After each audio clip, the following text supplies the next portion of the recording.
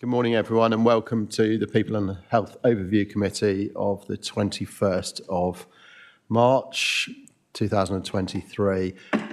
Just introduce, for the benefit of anyone watching online, introduce members of the committee that are present, starting that way and moving across. Good morning, Chairman. Councillor Ryan Holloway from Wareham Ward. Councillor Beryl-Izzard, Wareham Ward. Councillor Anthony Alford, representing Egerton Ward. Councillor Cathy Lugg, representing Ferndown North. Councillor Jean Dunseith, representing Chickrell. Councillor Pauline Batstone, representing Blackmore Vale Ward. I'm Councillor Mike Parks, Ferndown North, and also chair of this committee. There are a number of officers in the room. If I could ask, if you are going to speak, could you just introduce who you are and what your job title is, and when you do that, thank you. We'll move on to item 1, which is apologies. Good morning. We have apologies from Councillors Pete Barrow, Stella Jones and Rebecca Knox. Thank you. Item 2, which is declarations of interest. Does any member have a declaration of interest for anything that's on the agenda today? No. If anything does crop up during the meeting, please declare it and make us aware. Thank you. Item 3 is the minutes of the meeting held on the 31st of January. They've been circulated to member. Could I have a proposer for those minutes? Thank you. Thank you, Councillor Ezard. All those in favour? Any against? Any abstentions?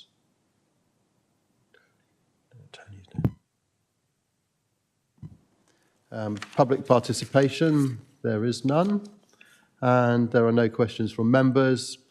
There are no urgent items, which brings us on to item 7, which is the main agenda event for today, which is the Birth to Settled Adulthood Independent Chairs Report.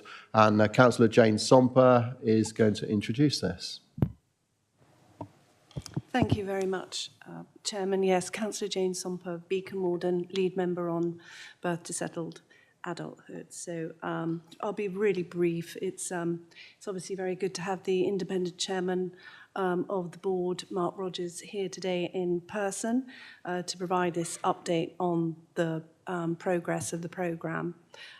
You will all have read that preparation work has been completed and that it is now being translated into clear areas with a timeline of actions for delivery of the service.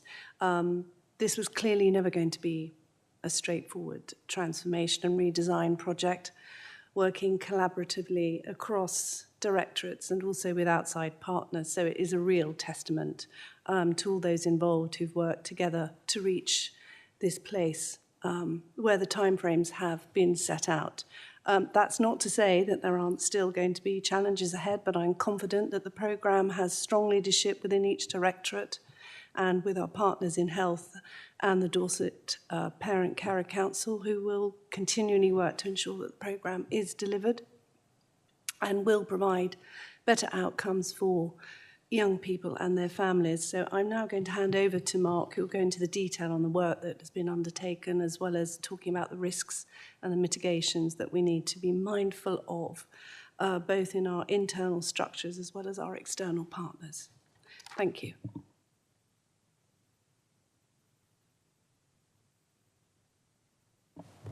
Thank you, Councillor Somper. Thank you, Chairman. So I'm going to make a brief presentation which, as we run through it, you will see is entirely derived from the report. There's no different or new information in this presentation. Before I start, I think the first thing I would like to do is build on Councillor Somper's comments and just say this is a complex and therefore reasonably challenging piece of work.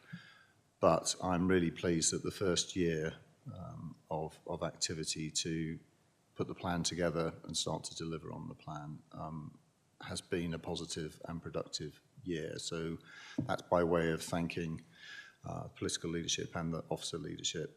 And when I talk about officer leadership, I mean a broader spread of the Council and NHS Dorset, ably supported and challenged by the Dorset Parent Carer Council. So just wanted to create that segue into the presentation. The presentation today essentially focuses on 4 areas of assurance and 4 areas of risk. And I want to preface just some short remarks about the assurance and the risks with this programme by saying, at this stage in proceedings, and it's a really positive and nice thing to be able to say, the programme is on track. Let's just pause at that point. The programme is on track. And all of those who are involved, directly and indirectly, have made a tremendous effort to get us to this point. As ever with big programmes, there are risks associated with them, and I will talk about those a little bit in a moment. But I think it's important just at this stage to be able to say that the combination of the partnership between the Council, between NHS Dorset, and I think crucially with the Dorset Parent Carer Council as well, it is a strong, productive partnership going in the right direction. So we wanted to avoid the next slide, please, syndrome, but we haven't been able to. So next slide, please. So, as I've just said, the report that I've provided to you essentially falls into, for my purposes, 2 parts. We've gone slightly, thank you. I was going to say we've gone straight to the risks. A section on essentially the strengths of the programme and some assurance that I hope to be able to give you about where it's reached so far and where it's going next, and the second half of the report about some risks. So let me talk briefly about the strengths. I think it's traditional to go straight to, so where might the challenges lie? So let's just focus on actually what's been successful so far. In doing this, I think what I'm trying to provide overview with is also a sense of those things that it might be worth tracking over time, because this is a report at a moment in time and a positive moment in time, but all of these areas are potentially dynamic, and therefore success or otherwise against them might change. However, the first one I want to highlight for you is that this programme has had a range of leadership attached to it over the first sort of 15 months. But regardless of that, there has been good programme leadership. So initially I was supported by some project officers who continue to be involved, and for a period up to very recently we had a programme director, and that role is going to be refilled at the earliest opportunity, I understand. So I'm able to say that one of the reasons that this programme is going well is because it has had and continues to have, and I hope will have into its conclusion, really strong leadership in terms of both capacity and capability. I'll come back to the capacity question just a little bit later when I talk about risks, but I think it's important for the committee to know that from a chair's perspective, I am seeing good and sufficient programme leadership for this piece of work. Second area of strength, which gives me assurance that this programme is on track, is the partnership commitment, and sitting behind me and alongside me are representatives of that partnership. So I would like to be really clear that it's had strong political sponsorship, and it's really good for you to be inviting me to come to this committee actually to talk about the programme, because I think the support and the challenge that comes from the wider political body is crucial to the success of this work. But it's had good political sponsorship, but it's also had really good officer engagement, and that engagement has strengthened over time. I think when I first joined as chair back in January 2022, it would be fair to say that the partnership was nascent. So the council, NHS Dorset, and the DPCC, the Dorset Parent Carer Council, all knew that they needed to be in a strong partnership, but that wasn't necessarily how it was 15 months ago. I think it's a changed environment. So there is a good commitment from all the partners. Probably more importantly even than that commitment is a good understanding of the work that needs to be undertaken. And that work is being undertaken, and there is increasingly good collaborative effort amongst the partners.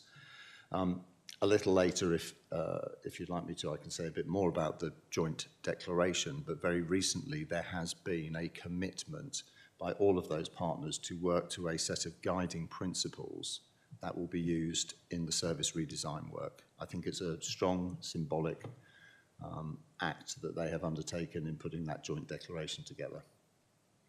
The third area of strength for me, I've mentioned the political oversight, but I think also so it's not just that executive elected members are involved in the programme, they are providing proactive, constructive support and challenge to the work that's being undertaken. And as independent chair, I found it extremely helpful not just to have strong relationship with officers both in the council and NHS Dorset, but also with elected representatives of the council as well. So I feel that there is a good understanding and good oversight in the executive of the council around this piece of work. I have just said a moment ago, I also think it's good and important that you are inviting me here to overview also, so that you can too both challenge and add to the, I hope, success of the programme. And then finally, I've mentioned about programme leadership. From, I think, roughly beginning of October through to the start of this year, a review was undertaken of the delivery plan, essentially, the things that needed to be done to deliver the changes required. And I'm pleased to see a really strong programme, a programme that not only sets out the actions clearly and the timelines associated with them, but also has a very good reporting framework and attached to it a risk assessment framework as well. So to me, looking from the outside in on this work, good leadership, good partnership commitment, good political oversight, and a programme that's clear and can be tracked. Next slide, please. Thank you. So those are all the positives that led me to extract that statement on the first slide and say I'm confident the programme is on track and can stay on track. All of those things can, of course, change. They are dynamic, as I've said earlier, but at this particular moment in time, they are all positive. But there are risks, and it's important to identify them, to capture them, and then to understand what mitigation is being put in place to ensure that they do not materialise and knock this programme off course. So the first one is probably quite obvious, but this is a big piece of work. So what's required with a large piece of work is that all of those involved in delivering it remain focused on the children and young people and families that it is intended to benefit, and equally remain focused on delivering the agreed actions in the programme plan. So focus is going to be a very important requirement moving forwards, not least, as you will all know in this room and listening online. Everybody is very busy with lots of things, and lots of new things always seem to crop up as well. So part of the challenge that I will continue to bring as chair is to make sure that the commitment to this programme still remains sharp and focused and is not distracted from by other undoubtedly important and necessary work. I've also added capacity and capabilities. So as the work evolves, the skills, knowledge, understanding and experience required to deliver it will change. So those involved in delivering the programme will just need to be mindful of the different skills, knowledge and understanding and experiences that will be needed to get us to the finishing line. So keeping capacity and capabilities under review is important. And in terms of capacity, whilst we've had a temporary interruption in terms of the programme director, that is to be a temporary interruption, and the sooner that that post can be filled again, the better, because it will ensure that the focus and the capabilities are brought to bear in the way that they need to be. Second potential risk is around funding. I've put this second rather than first, partly because it's almost convention to put money first, and actually the more important thing in this programme is making the change that's required for families. So keeping that focus is critical, but the funding will be an important feature of the success of this programme. So at present, the Council and NHS Dorset are working closely together and will start to work even more closely together on understanding presently how much money is spent on the children and young people that this programme is intended to benefit, and more importantly, actually, what the funding needs to look like both in the short and longer term as the new service model is delivered. So presently, that level of understanding has not been developed to the extent to which it is clear how much is both spent presently and needs to be spent in the future, but that is work in progress and At present, it is also on schedule. But it is a significant risk to the programme if that work were to be knocked off track or there were to be unforeseen issues arising from, I guess, as much as anything, where the savings that the council has identified for 23-24 are going to fall. So an important area of risk, one that's been clearly worked on. There is some important work that needs to be done around the savings to ensure that any cost reduction that occurs in the forthcoming financial year is in line with the incoming service model and does not actually jeopardise any of the work that's presently underway. Third area of risk is around the preparation of the workforce, its readiness for these changes. I don't have a concern here. I just know that it is very important that the communication and the engagement and the involvement of those who presently and in the future are going to be part of the new service model, that all of that is attended to carefully, and people know what's coming, know what's expected of them, are able to contribute and, to use the jargon, feel invested in the changes that are coming. So workforce preparation and readiness is crucial. And then finally, a piece on communications and engagement. You will know better than me that you can never tell people enough stuff, basically. You can repeat it endlessly. I can't remember how many times it is that we need to hear something before we necessarily internalise it, but I think it can be as many as 9 or 10 times. So continually communicating with children, young people, families, carers, and the workforce and the wider interested audience in this work will be important. And I've separated communication from engagement because I guess communication can feel like transmission, telling people stuff, giving them information. It will also be important that this programme fully engages those that it's intended to benefit in a way that they feel that the new service design reflects their needs and wishes, and they will be supportive of it when it's finally put in place. So those are the key areas of risk as I see them. And I said a little earlier, I'm really pleased that the programme has been kind of uprated. I'm very pleased that there's good reporting arrangements linked to it and good risk assessment arrangements linked to it, which means that these risks and the previous areas that I referred to presently as strengths are kept under regular review. So it feels to me like there is a good mechanism for making sure that this can stay on track. And next slide, please. So in summary, I guess I end where I started, really, with another extract from the report. And I'm not going to read it out to you, partly because it's already in the report. So this is to say, programme is going well, it's on track. There are some clear areas of strength, there are some clear areas of risk. If the partnership remains focused on these and is responsive to feedback, both from yourselves, from the executive, from the wider parent and carer community whose children and young people are intended to benefit, then it will be a good programme that will deliver from the beginning of the spring next year. Thank you, Chairman. Thank you very much, Mark. That's a very comprehensive run through of that. Good. Would any members like to speak? Councillor Batstone.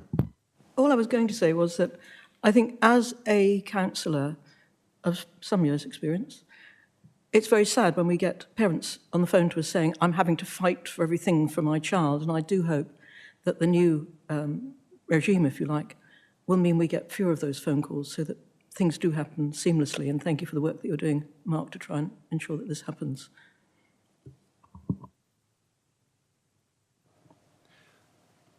So thank you. And if it's not to the benefit of children, young people and families, then it's not really worth doing, is it? So it's very clear that this is predicated on both the services, the outcomes and the experiences being better and excellent in the future.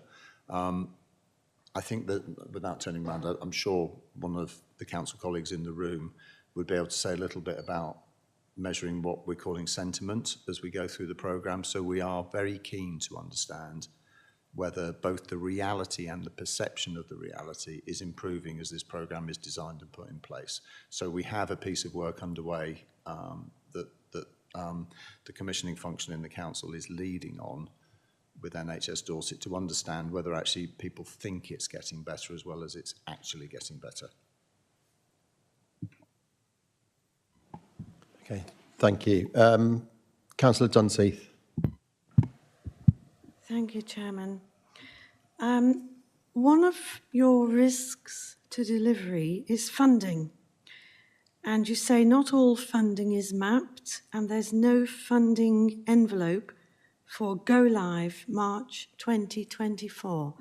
I wonder if you could just explain that a little bit, please. I mean, does it mean that when the money runs out, or if and when it runs out, everything stops? Thank you. Yeah, thank you for the question. So let's start at the end. It certainly doesn't mean that everything stops. What the partnership and I are concerned to make sure we fully understand is all of the money that is presently being spent on these children and young people and their families. And that's a piece of work that hasn't previously been undertaken, so hence is being undertaken as part of this programme. It's a detailed and complicated piece of work, but between the Council and NHS Dorset, it is underway, and what both organisations spend will in due course, i.e. a little later this year, be known. So I'm confident that the baselining will be undertaken, will be comprehensive, and will allow us to understand, therefore, how much money is presently spent. It's also the case that both the Council and NH Dorset are setting budgets already, so there is some understanding of indicative funding for, again, these children and their families, both in the Council space and in NH Dorset space. What will happen this year, especially in relation to where it's decided that the savings need to fall, is both the Council and NHS Dorset will be able to understand what funding is required in future years. So I'm not particularly concerned about where those organisations stand now, or even where they're going to stand in 24, 25. But what's going to be really important is the combination of knowing how much is spent now, knowing what the savings are going to need to be and where they'll fall, and the new service model. All of those things should, later this year, inform both the Council and NHS Dorset about any medium-term financial planning that needs to be different from the present assumptions. I hope that makes sense. Thank you. Councillor Ezard. Thank you, Chairman. Yeah, a couple of things. And welcome to the independent chair. This is obviously a huge undertaking, and it is different from what's happened before. And obviously the setup with all the partners, some agencies are bigger than us, like the NHS and various other agencies. How are we going to make this partnership work and be cohesive? And how long actually will actually work be? What's the duration for this report?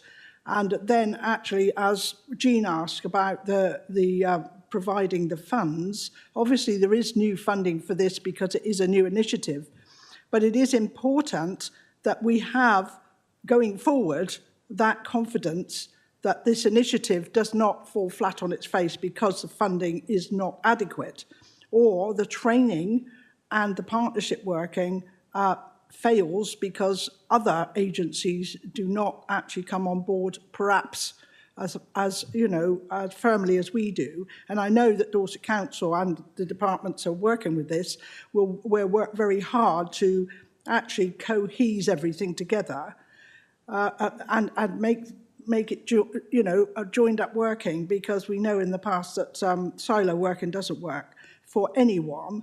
And for young people, this is so important. They only get one chance. And if we don't get this right, it's going to be failure in the future. So how can you assure me that this will work this time, and that everything that can be done is done and put in place? Thank you. Again, thank you for the questions. So I think the best place to start is by metaphorically looking behind me. So there are representatives of children's services, adult services within the council, and within children and young people services within NH Dorset. And it's more than symbolic. As I said, when I first started chairing this board in January 2022, the partnership wasn't especially strong. People knew each other, but there were changes definitely afoot in NHS Dorset, as you all well know, with the incoming Integrated Care Board. But over the period of time since I started here, I have seen very clear and strong commitment from all the key individuals in the two organisations and therefore in the various parts of the council to addressing this issue and making it work. So time is being spent between executive directors, corporate directors, heads of service, etc., across the whole of this partnership to strengthen relationships and to strengthen understanding of the work required. So I do have confidence, not least I've seen movement over the 15 months. You know, I didn't see poor relationships. What I saw was underdeveloped relationships, and now they are much more developed. And as I say, with a good understanding of what needs to be done. So the main assurance I would give you today is knowing that those partners are very clearly in a stronger position in March 2023 than they were in January 2022. I think the second thing I will say is, and I've mentioned them a number of times already, but the Dorset Parent Carer Council is crucial in all of this. It is, you know, it's the authentic voice of children, young people, families and carers. They are a member of the board. Their voice is heard. I'm sure you will know who's in the DPCC. So Elaine Kopsky makes absolutely sure that the partnership is keeping true to the commitment to make change that's for the better. And then I think the third thing is the fact that an independent chair was appointed. Actually, this work could have been conducted through a local partnership with a local chair. But I think asking that somebody came in from outside of the system and to exercise that degree of sort of independence that comes from being one step removed, if you like, is important. And I get the opportunity to meet with officers, to meet with elected members, and ask the questions that need to be asked about, so are the relationships really strong? Are you doing the work that you really need to do? And then the final point I think I will make is there is good executive and overview and scrutiny involvement in this piece of work. You are here today. It's the second time you've asked me to be available and go through the programme with you. I think that that's really important. There is I see tangible political commitment to change. And in terms of when, so the present programme is intended to get to the point in March, April 2024, being able to deliver new service model and new pathways. I am contracted through for the rest of this year, so I will chair the board through to the end of 2023, because by that point, it should be clear that the final stages of moving to implementation are or aren't there. So I hope that gives you a sense of where, sorry, I keep looking around and then realise I should be speaking in here. So I hope that gives you a sense of why I feel confident about what I said a little earlier about a strong partnership that continues to strengthen. And it's why I feel confident that some of the risks will get addressed effectively as well, because the relationships are good. There are committed people doing good work with good political oversight, and you've got an independent chair worrying them along the way to make sure it's all going well. Yeah, of course you can. Thank you for the answer. Just a couple of things, and it might be a bit picky. Obviously this work is key for all young people from birth to, being settled in their lives. In the text, you've got, especially in the strengths, you've got political oversight. Well, that is a little touchy from the point of saying political. I would say democratic oversight. If you went on to say that you want elected members to be proactive, political sounds a bit party, partial, if you know what I mean. But that's picky on my side. being the opposition. So, yeah, you know, obviously we're all in it together and, you know, we support this totally. But, you know, having that particular word, it can be insightful, I think, slightly, perhaps changed in the future to democratic or something that isn't quite sort of stands out in that way. Thank you. Thank you, Councillor Azard. Councillor Lugg. Thank you, Chair. For myself, I wasn't here last year. I wasn't on this committee, so this is all new to me. But going forward, I would like to see examples of the difference it's making. They'd need to be anonymised. But, you know, this is what's happening to Child Day at the moment. This is what will happen in future, or this is, you know, this is what we intend to happen. For me, it's about real life examples of what a difference it's making to our families. Thank you.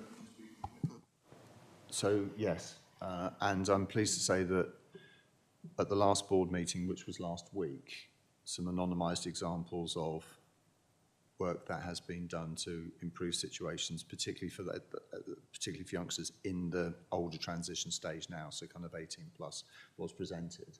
So I think it's entirely possible to continue to produce sort of anonymised case studies of how these changes are starting already to benefit children and young people. I agree, it's really important. Thank you. Thank you. I think that'd be really useful. Councillor Alford. Yes, thank you very much. And before I start, I'll just say I fully support what Cathy has just said to us. I think we need to avoid things getting too theoretical and introduce it to the real life and show how lives have been benefited with the work that we're doing. I'm sure the answer to this question must be in the report, but I've overlooked it. But we talk about a programme director, and we say that there was one between October and March this year.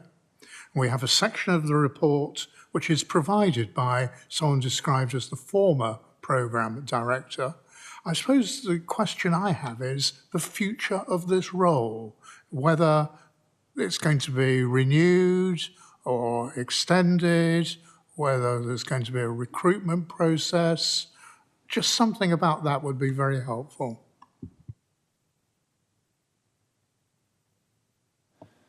Again, thank you very much for the question. So it is a crucial role. There is a change underway. So we had a programme director, as the report says, from October through to just a few weeks ago. And then it's been necessary to make a change. That change will be expedited as quickly as possible. And I do understand from the executive directors that that process is already underway, and as quickly as possible a new programme director will be in place, and I believe in place through to March 2024.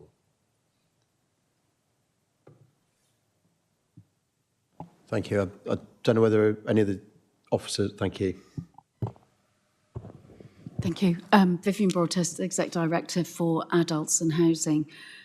Just to support what Mark said, we are in the process of recruiting to the role, but just to assure people at Overview Committee that the work continues at pace. So that role has set out the plan that we are continuing to follow, and we've got good project support and we've got good officer support. So we're not losing any traction. And in parallel, we will be recruiting to that role as soon as possible. Thank you very much. Any other members got any other questions or comments? Okay, thank you. Thank you very much, Mark, for the update on that. I think it would be appropriate to come back with an update, perhaps our September meeting. Would that suit? Most definitely suit. I was just thinking about the timelines in the programme. So either just before everybody kind of recesses for summer or as soon as we're back afterwards. Yeah, so either, I guess, July or September. I don't think there'll be a substantive difference actually between the 2 dates. I think practically we go for George has just advised me we are going for September, and we all listen to what George tells us what to do. So no, that's great. Thank you, and thank you very much again for travelling down to be with us this morning. Okay, we move on to the next item, which is the forward programme and plan. You've all had sight of that. The only, well, obviously, what we've just said, we'll bring back the birth to settled adulthood update to our September meeting. The other thing that I've asked for is that we include the housing strategy. So there was a talk of this being brought to the November meeting and then with a view to going to Cabinet in December. I'd like to actually bring it to the June meeting for an interim update before it goes to public consultation, and then based on whatever the feedback from that consultation is, to then bring it to the November meeting as well. So that's the only thing I've got. Has anyone got any other comments on the forward plan? Okay, without further ado, we'll move on. There is no exempt business. Therefore, it's 10:36 and I will close the meeting and thank you all for your participation today. Thank you. Thank you, Richard.